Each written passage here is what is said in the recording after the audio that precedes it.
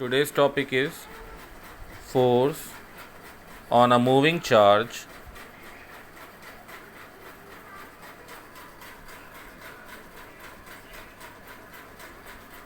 in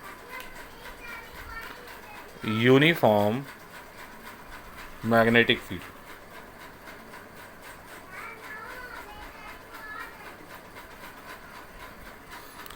और इसी के थ्रू हम लोग मैग्नेटिक फील्ड बी की डेफिनीशन भी हम लोग फाइंड आउट करेंगे।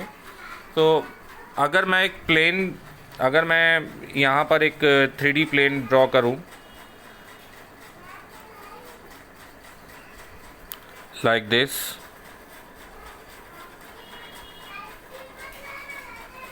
ओके, और ये जो एक्सिस आपकी है, यहाँ 3 एक्सिस मैं ले रहा हूँ, x, y and this one is z axis.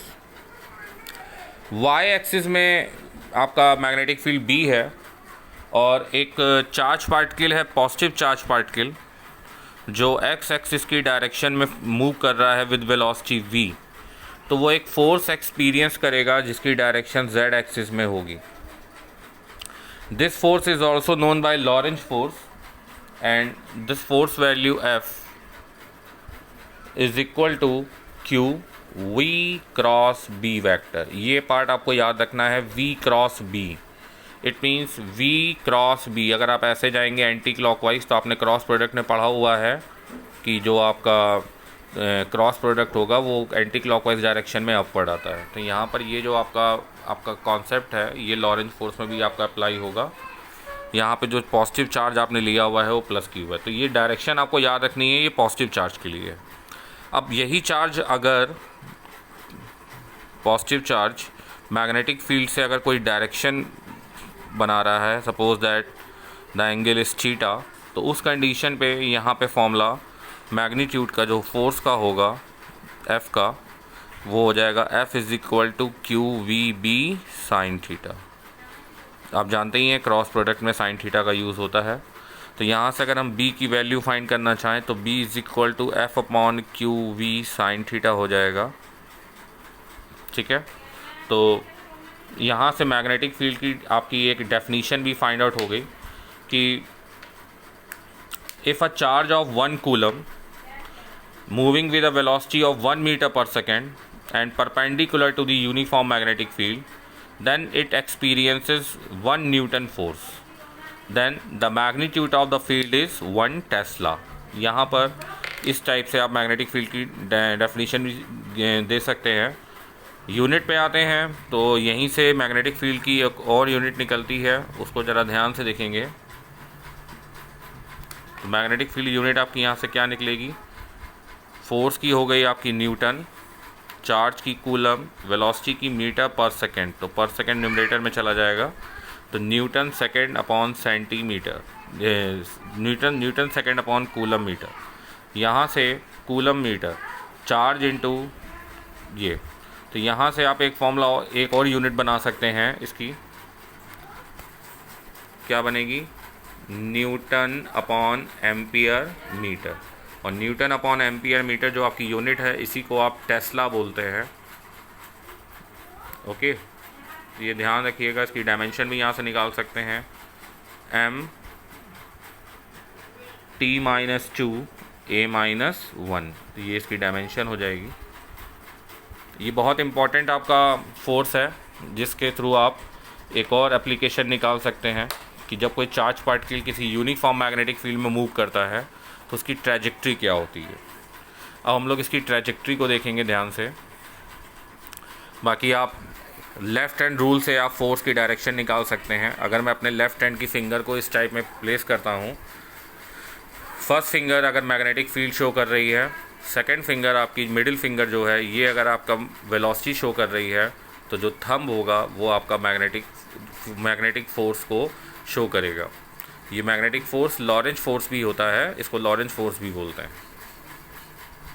इसी रूल के बिहाफ पर आज हम लोग इसी के आगे नेक्स्ट एक मूविंग चार्ज पार्टिकल जो है यूनिफॉर्म मैग्नेटिक फील्ड में अगर मूव कर रहा है तो उसकी ट्रैजेक्ट्री निकालेंगे। फॉर एन एग्जांपल मैंने यहाँ पर एक यूनिफॉर्म मैग्नेटिक फील्ड लिया हुआ है जिसकी डायरेक्शन वर्टिकली इनवर्ड है प्लेन के। ये सारे क्रॉसेस के साइन इक्वल डिस्टेंसेस में हैं, इट मीन्स ये जो हमारा मैग्नेटिक फील्ड है वो यूनिफॉर्म है। अब अगर आप इस यूनिफॉर्म मैग्नेटिक फील्ड में, मैं सपोज़ कर ले रहा हूँ कि एक चार्ज पार्टिकल इस डायरेक्शन में मूव कर रहा है विद वेलोसिटी v और इसकी क्वांटिटी है +q। तो अगर आप लेफ़्ट हैंड रूल का यूज़ करें तो ये वेलोसिटी आपकी मिडिल फिंगर इस डायरेक्शन में है, मैग्नेटिक फील्ड b इनवर्ड है, तो फोर्स आपका अपवर्ड लगेगा। तो जब इस पर फोर्स अपवर्ड लगेगा मैग्नेटिक फोर्स, तो ये इस साइड बेंड हो जाएगा, यहाँ पहुँचा। तो अब इस डायरेक्शन पे वेलोसिटी v अपवर्ड हो गई, magnetic field b inward, force upward, तो वेलोसिटी अपवर्ड, तो फोर्स आपका लेफ्ट हैंड साइड, तो फोर्स की डायरेक्शन आपकी ये हो गई। तो फिर से ये बेंड होके ऐसे आ जाएगा, यहाँ पे आते ही वेलोसिटी आपकी टेंजेंशियल ये हो जाएगी। फिर से अगेन b इनवर्ड हो गया, वेलोसिटी लेफ़्ट हो गई, तो फोर्स आपका डाउनवर्ड आ जाएगा इस डायरेक्शन में ऐसे। तो फोर्स की डायरेक्शन आपकी डाउनवर्ड हो जाएगी। फिर से ये बेंड होके आपका इधर आ गया, अब इस डायरेक्शन पे वेलोसिटी डाउनवर्ड। तो फिर से देखिए b इनवर्ड हो गया, वेलोसिटी डाउनवर्ड हो गई, तो फोर्स आपका राइट हैंड साइड आ गया। तो इस तरीके से ये पूरा एक सर्कुलर पाथ में मूव करने लगेगा। तो इस कंडीशन को यहाँ पर हम लोग आगे डिस्क्राइब करेंगे। तो सपोज़ दैट इस पाथ की रेडियस अगर r ले लें, तो लॉरेंज फोर्स जो था वो क्या था, मैग्नेटिक फोर्स जो अप्लाई हुआ Fm is equal to QVB sine 90 degree, and sine 90 की वैल्यू आपकी हो जाएगी 1, तो QVB ये लॉरेंज फोर्स हुआ। अब आप जानते हैं कि अगर किसी बॉडी को सर्कुलर पाथ में मूव करना है तो उसे सेंट्रीपिटल फोर्स की नीड होती है। तो सेंट्रीपिटल फोर्स जो होगा वो हमें इस लॉरेंज फोर्स से ही प्रोवाइड होगा। Centripetal force, if the mass of the charge be m, velocity be v and radius is r, so centripetal force formula is mv²/r and the Lorentz force formula is qvb। v से square cancel कर लेंगे तो यहाँ से mv/qb is equal to r आ जाएगा, जो कि रेडियस ऑफ द पाथ है।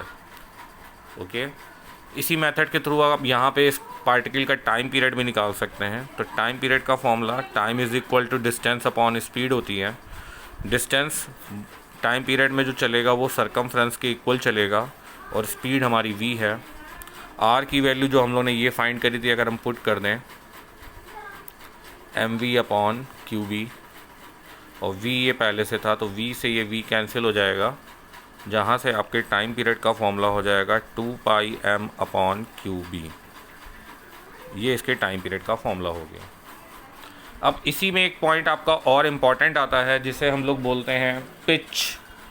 तो पिच का केस यहाँ पे तो नहीं है, लेकिन अगर हमारा पार्टिकल मैग्नेटिक फील्ड के साथ, मान लीजिए ये मैग्नेटिक फील्ड है b और ये पार्टिकल की वेलोसिटी है v और ये एंगल थीटा बना रहा है, तो उस कंडीशन पे अगर v के मैं दो कंपोनेंट करूँ, एक हो गया v cos थीटा और एक इसके परपेंडिकुलर v sin थीटा।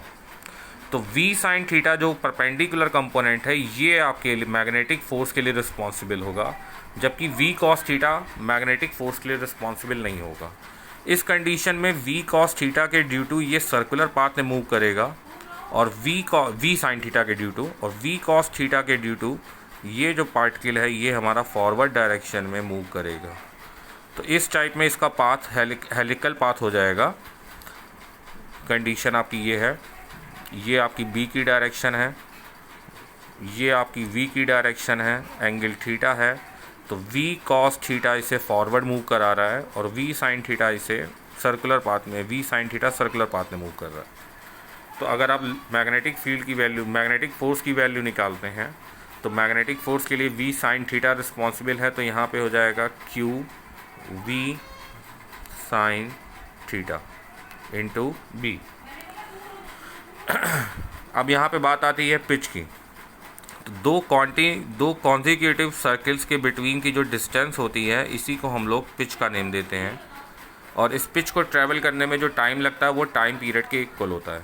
तो अगर हम टाइम इंटरवल निकालें, टाइम पीरियड की बात करते हैं, तो ये फॉर्मूला जो हमने टाइम पीरियड का निकाला था 2πm/qv, ये हम लोगों ने कैसे निकाला था 2πr/v से निकाला था। तो अगर हम टाइम पीरियड की यहाँ पर बात करते हैं तो टाइम पीरियड का फॉर्मूला आपका सिंपल है। टाइम पीरियड आपका हो जाएगा 2πm/qb, ये हमारा पहले से ही था। इसी टाइम पीरियड में ही ये हमारी फॉरवर्ड डिस्टेंस मूव कर रहा है।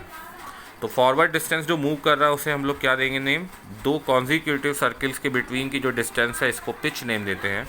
और इसको मूव कराने के लिए वेलोसिटी आपकी रिस्पॉन्सिबल है v cos थीटा, और टाइम आपका लगा t। अगर ये वैल्यू मैं यहाँ रिप्लेस करूँ तो v cos थीटा और टाइम हो गया 2πm/qb। तो ये आपकी वैल्यू जो हो जाएगी, ये आपकी पिच की वैल्यू हो जाएगी।